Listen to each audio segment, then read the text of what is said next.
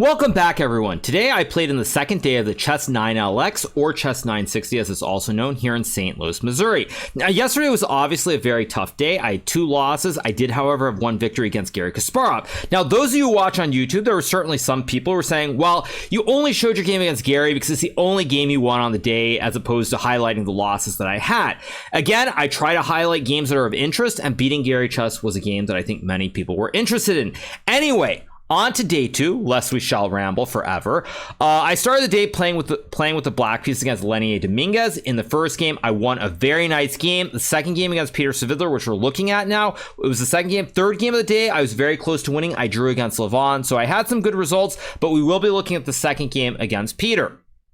So, sorry about that WhatsApp sound. 1 second. Let me mute WhatsApp. Apologies for that, you guys. All right. So in the second round of the day, I played the white piece against Peter Svidler. Now, one thing people will know is that players generally tend to form into groups and analyze the game before we start for about 15 minutes, because again, we do not have access to our phones or computer evaluations. So we're all on our own and we have to use our human brains and figure out what's going on. Now, I can't tell if this is some kind of bad joke or what's going on, if the chess.com engine is trolling me, but I see that this position against Peter Svidler, computer is currently saying that black is better by 0.79%. I don't believe that, but it is what it is. Anyway, into the game we go. So I start by playing knight g3 here. Now, Peter thought for about 5 minutes. As I highlighted before, players tend to form in teams and look at various openings. Now, Peter has been analyzing with Garry Kasparov. Unfortunately, both of them have been having a very rough event. But it's worth noting that when I played knight g3, Peter started thinking he did not have an instant reply ready, and I got it from my board. I took a look at the monitor to see the other games. I also noticed that in the game between Shakiryan Mamedyarov and Garry Kasparov, the same knight g3 on move 1 was played, and Garry sank into the deep think. And this is one of the reasons that even though a lot of players are working together, I have chosen simply to look at a piece of paper for 10 minutes before the game, because I want to keep the fresh originality going. I don't want to start looking too closely at specific lines, because I think you end up having a bit of some bias. You start trending towards certain types of positions because everybody is generally ending up with the same conclusions and the same ideas. So on the first move, I play knight g3. Now here, Peter plays knight f6. I go c4, opening up this long diagonal towards the pawn on h7. And Peter plays c5. Now it's worth noting, this is not a hard rule. It's just part of the rules that I make up about 960 and I internalize in my mind. I felt that knight f6 was a bit of a mistake on move 1 because it feels like here I can always push the pawn and take space. To illustrate the point, let me make some random moves here where I can end up with a pawn say on f5 here.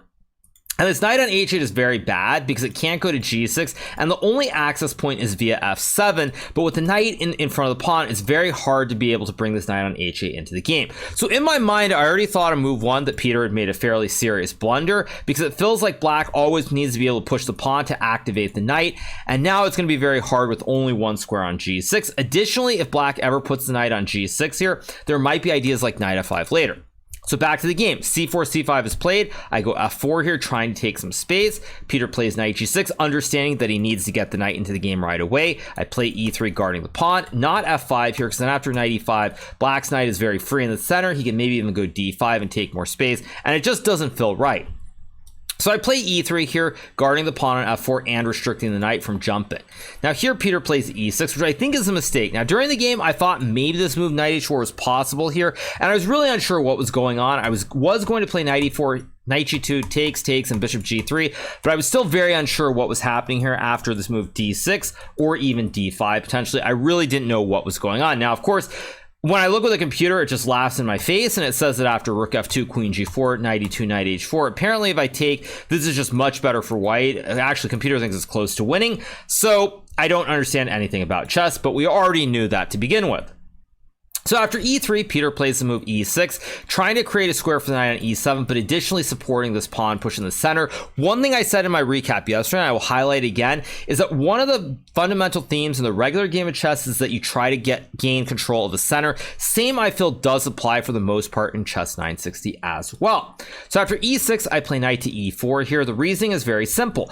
When I look at this position, there are a couple things. One of the main things you're looking at is how do you castle the king here. Now, I guess I can move my bishop here, and just to illustrate the point, I can eventually play something like castles here. This is one way to castle the king, but I also maybe want to castle the king side, and the big problem for me here is that I have a bishop on e1 that is very, very passive. Now, there are two ways to develop it. One way is to play something like d3 and bishop c3, but I felt that after d3, d5 here, if I play a move like bishop c3, black can go bishop c6, ideas like d4, maybe queen d7 even, and it feels a little bit unpleasant.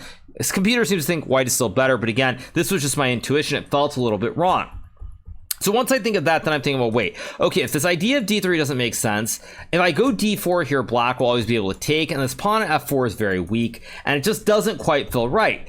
So if I can't really develop the bishop on this diagonal towards c3 via d3 or d4 because I didn't like the calculations, I thought, wait, but maybe I can then play knight e4 and try to actually go the other way to either h4 or potentially g3. And also when Peter takes on e4, now I have this great wooden shield here, and black can't actually put the bishop on c6 easily. And if he plays d6, now the bishop on b8 is blocked in behind this pawn on d6. So I think already here, knight takes e4 is a little bit wrong. Maybe it's not a huge mistake, but already it's getting a little bit difficult for black to play, even though we're only on move number 6 here. So after bishop takes e4, Peter plays f5, I go bishop f3, and now he makes a mistake. He plays this move d6 here, which looks normal. I think Peter thought, well, I can play d6 and e5, take control of the center. e5 right away is maybe also a move, but it feels a little bit loose here because I can play something like bishop d5 potentially, and again, I have a great wooden shield here. So Peter plays d6, and now I go queen c3, targeting the pawn on g7, and black has some serious issues. Peter plays e5, and now I play this move h4. It's interesting to note computer actually likes castles to the queen side, but I played h4 because I felt it was very thematic here. First of all, this knight is guarding the pawn on e5. I want to kick the knight away with h5. Additionally, if I get h5 in, then I can use this long diagonal from h4 to d8.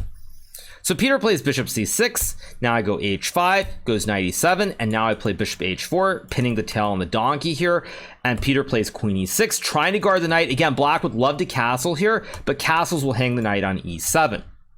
So Peter plays queen e6, the idea is to castle, and then black can try to survive. And now here I play d4, which is the best move in the position, and black has real issues, because if black tries to castle now, I can go pawn to d5, creating a classic fork of the queen and the bishop on e6 and c6. If black tries to take, for example, say he takes, and I play queen d4, black is again in huge trouble because I have this big threat of rook e1. So if black castles, I can go rook e1. Apparently it's not actually losing because black still has bishop e4 here, but after takes, rook takes e4, it is very hard to play.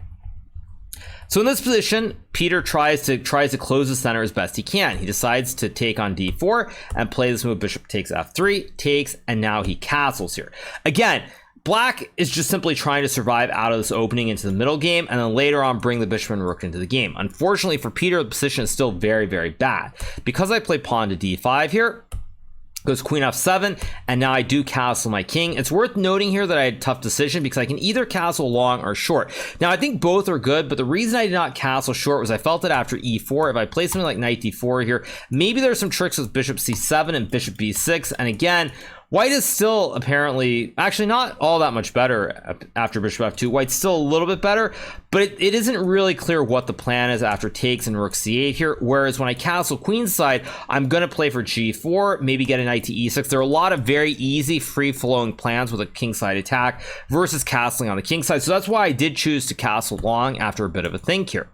So I castle to the queen side here.